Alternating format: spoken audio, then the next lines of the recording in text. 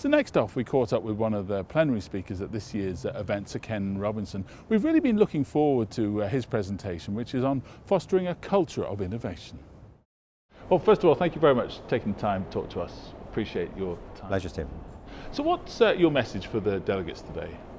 Well, I'm here to talk about innovation and how you can lead a culture of innovation. You know, the fact is most people occasionally have a good idea, but the challenge for cities now is not to have an occasional idea, but to have them all the time, to have them regularly and systematically. And that has a different set of implications for leaders than simply running an organization for efficiency. So I'm going to talk about that, why it matters, what innovation really is, and how you do it. So how do you do it? Well, to me, it's a big shift of metaphor. I always think of human communities like organisms.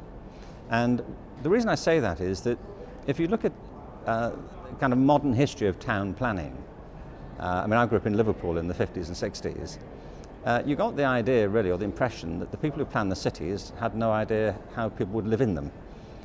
So they were very mechanistic, they were very dry, and they probably looked great on the drawing board, but they were horrible places often to live in.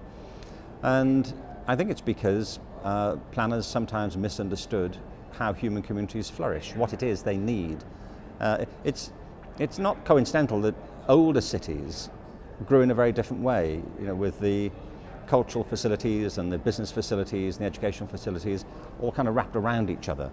And these have tended to be separated out very often in the way we think of cities. So I want to talk about what an organic community looks like and how you can help that to happen. And also, by the way, to say this in the context that I think city managers and planners are occupying some of the most important roles they could as we face the 21st century. But surely in these times of austerity, which is a kind of global buzzword at the moment, you know, we haven't time for creativity and innovation. It's about efficiency, saving money, value for money. Well, I always feel, and always have felt, that it's exactly at times of austerity when the pressure's on that you need to get more and more creative. I was in Columbus, Ohio 2 days ago, and that was featured in Time magazine this week for the extraordinary leaps it's taken in thinking differently about how to organize its finances, how to organize its approach to supporting business and so on.